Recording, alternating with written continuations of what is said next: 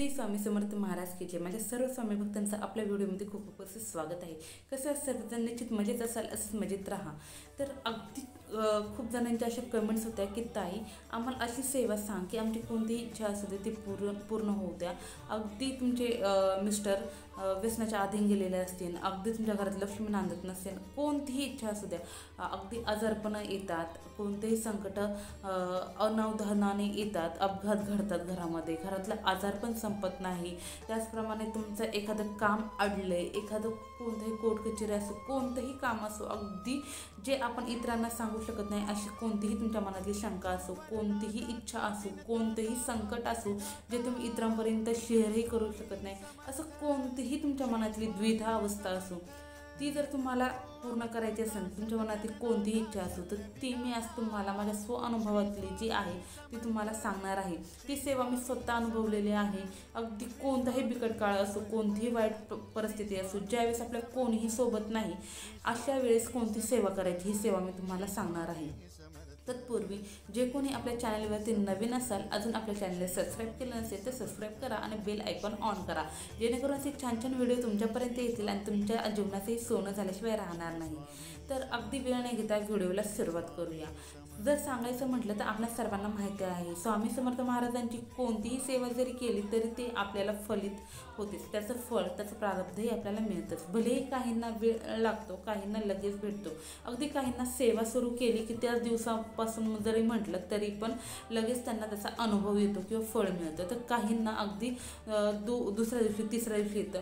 पण 7 दिवसाचं जरी गुरुचरित्राचं आपण पारायण जरी केलं तरी पण त्याचं फळ आपल्याला येतंच, फक्त संकल्पयुक्त पारायण करायचं असतं। तर ठीक आहे, काहींना संकल्पयुक्त पारायण करणं शक्य नसतं, 7 दिवसाचं गुरुचरित्र पारायण करणं शक्य नसतं, कारण त्याचे खूप नियम वगैरे असतात त्यामुळं। पण तुम्हाला जर तुमची इच्छित फलप्राप्ती किंवा इच्छापूर्ती जर करायची असेल तर तुम्ही गुरुचरित्राचं संकल्पयुक्त जर पारायण जर केलं तर 1001% फलश्रुती देणारं असं हे पारायण आहे। हेही पारायण तुम्ही करू शकता। हे तुम्हाला शक्य नसेल तर अगदी साधं सोपं आपल्याला सर्वांना माहिती आहे, जो माझा स्वअनुभव आहे तो मी तुम्हाला सांगत आहे। गुरुचरित्राचा माझा स्वअनुभव आहे, त्यातनंही आपण जर संकल्प करून इच्छा धरून जर मनामध्ये जर ते पारायण केलं, सर्व नियम धर्म अटी वगैरे जर पाळलं तर त्याचं फळही निश्चित रूपाने आपल्याला मिळतं। पण त्याचे नियम काहींना पाळणं शक्य नसतं, कारण गुरुचरित्राचं पारायण करायचं म्हटलं तर 7 दिवस आपल्या घरामध्ये मांसाहार करावंच लागत नाही, मांसाहार वर्ज्य असतो। काहींच्या घरामध्ये चालत नाही, रोज त्यांचा आहार मांसाहार असतो, त्याच्यामुळे काहींना शक्य होत नाही, काही हरकत नाही। काहींना ब्रह्मचार्य पाळणं शक्य नसतं, काहींना विटाळ, त्याचप्रमाणे मासिक धर्म किंवा इतरही काही अडीअडचणी सुतक वगैरे येतात, त्यामुळेही त्यांचं पारायण कंप्लीट होत नाही। म्हणजे भरपूर अशा अडीअडचणी येतात, घरातून काही जणांना विरोध असतो की बाबा तू हे काय करते, हे करायचं नाही, असाही इथपर्यंतही अगदी विरोध असतो।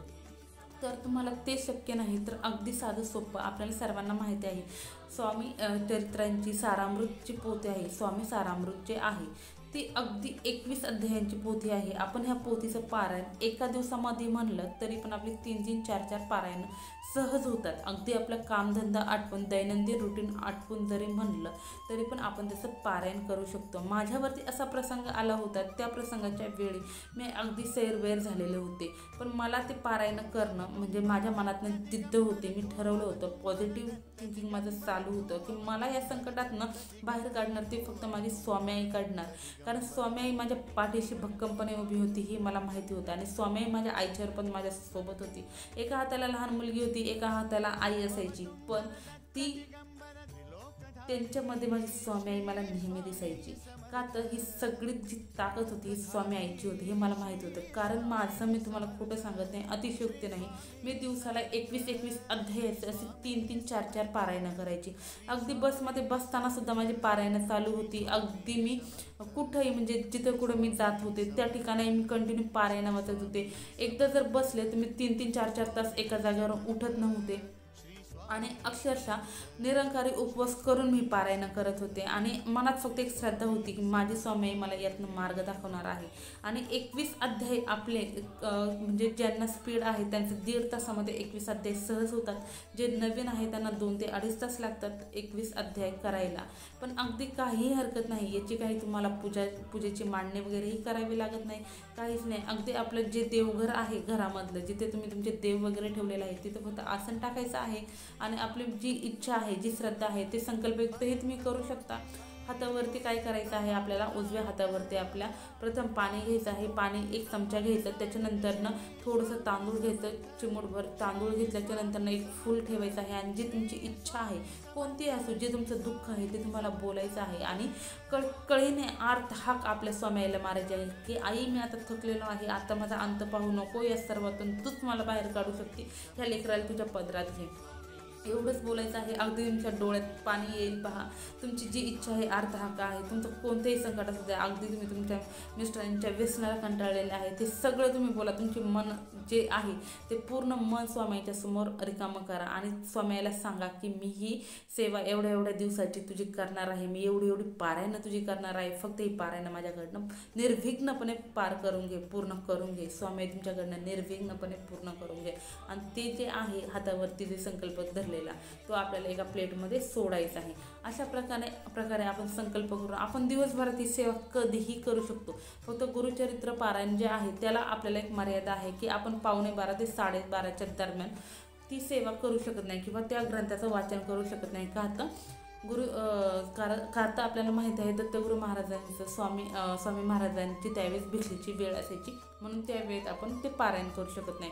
पण स्वामी चरित्र सारामृतची अशी कोणतीही अट नाही, नियमही नाहीत. फक्त आपल्याला काय करायचं आहे, पाठ चालू असताना बाहेरचं जे सुतकाचं आहे ते खायचं नाही, विटाळाचं आहे ते खायचं नाही, सुतक विटाळ. त्याचप्रमाणे ज्यावेळेस आपल्याला मासिक धर्म असेल त्यावेळेस आपल्याला ही सेवा करायची नाही. मग इथं असा कोणताही नियम नाही की ताई मी कोणत्या दिवशी ह्या पारायणाला सुरुवात करू किंवा हे म्हणजे जे स्वामी चरित्र सारामृत आहे ते कोणत्या दिवसापासून मी सुरुवात करू. कोणत्याही दिवसापासून अगदी कधीही तुम्ही या पारायणाला सुरुवात करू शकता. फक्त पॉझिटिव्हिटी ठेवा, मनामध्ये इच्छा ठेवा.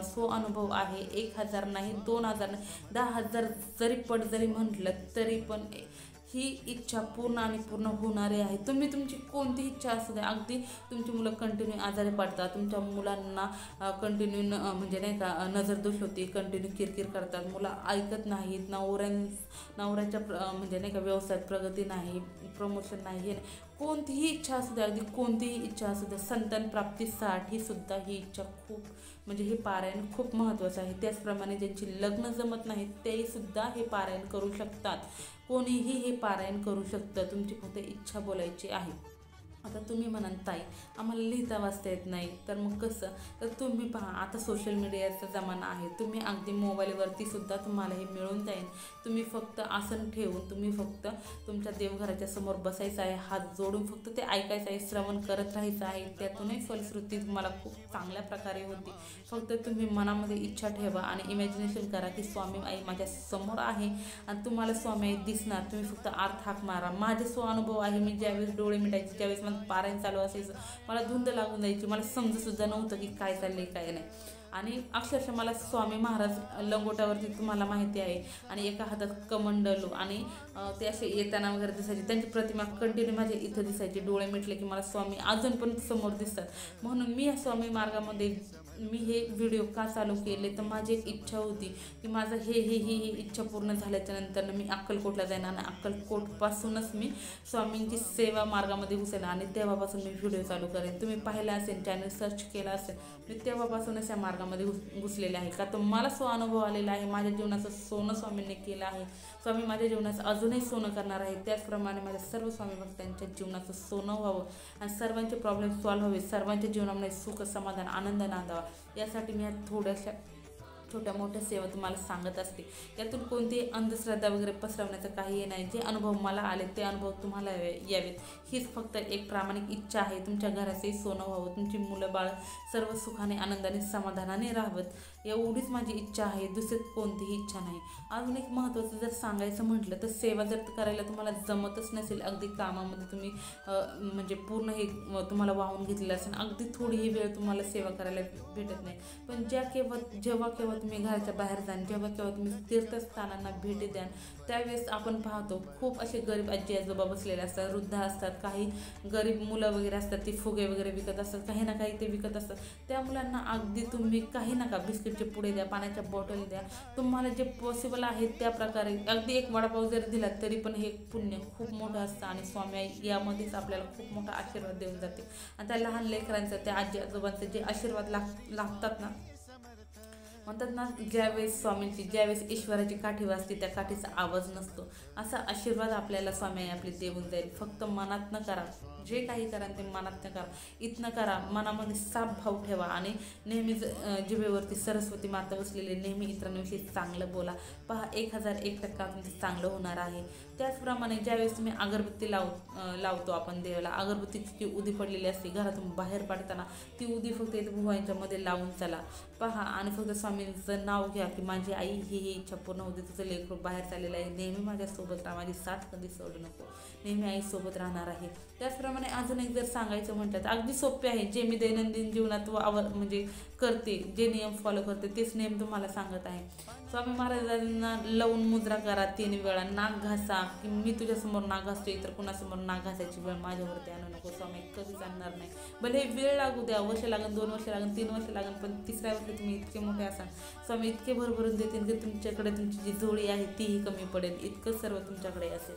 त्याच्यामुळे फक्त विश्वास ठेवा. त्याचप्रमाणे ज्यावेळेस बाहेर जाताय, घराच्या बाहेर पडताय, नेहमी उजवा पाऊल बाहेर टाकायचा, नारायण नारायण नारायण हा मंत्र फक्त 3 वेळा म्हणा, 3 वेळा म्हणा आणि मागं फिरून पाहू नका. बघा, तुमची सर्व काही पॉझिटिव्हिटी तुमच्या घरातूनच तुमच्या बरोबर इतकी येईल की कोणतेही काम तुम्ही सुखाने, आनंदाने, समाधानाने करा आणि ते डील, तुमचं जे काही काम आहे, प्रमोशन असो, नोकरीचं असो, कोणतेही असो, ते 1001% पूर्ण होणार. फक्त हे नियम फॉलो करायला सुरुवात करा. भले ही वेळ लागेल, पण सर्व गोष्टी ह्या सुरळीत होतील, तुमच्या इच्छेनुसार होतील. फक्त मनामध्ये पॉझिटिव्हिटी ठेवा आणि स्वामी आईची नेहमी सेवा करत चला. झालेली सेवा स्वामींचरणी रुजू. व्हिडिओ कसा वाटला हे कमेंट्समध्ये नक्की सांगा. जे कोणी नवीन असतील, अजून आपल्या चॅनलला सबस्क्राईब केलं नसेल तर सबस्क्राईब करा, बेल आयकॉन ऑन करा, जेणेकरून छान छान व्हिडिओ तुमच्यापर्यंत येतील. तर कसा वाटला व्हिडिओ, कसा वाटला माझा अनुभव हे नक्की सांगा. तुम्हाला माझे अनुभव ऐकायचे असतील तर मी नक्की तुम्हाला सांगेन. फक्त व्हिडिओमध्ये मला कमेंट्समध्ये तसं सांगा की ताई तुझे अनुभवावरती व्हिडिओ बनव.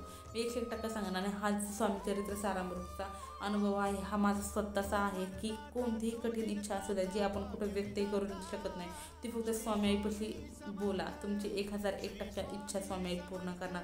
अक्षरशः तुमच्या डोळ्यात पाणी येईल. आणि तुम्हाला अजून एक महत्त्वाचं सांगायचं म्हटलं तर पहा, ज्यावेळेस आपण मंदिरात वगैरे जातो, कधी कधी काय होतं, आरती चालू असते किंवा स्वामींचं दर्शन वगैरे घेतो, अचानकपणे डोळ्यात पाणी येतं, आपल्याला हे कळत नाही बाबा काय रे झालं.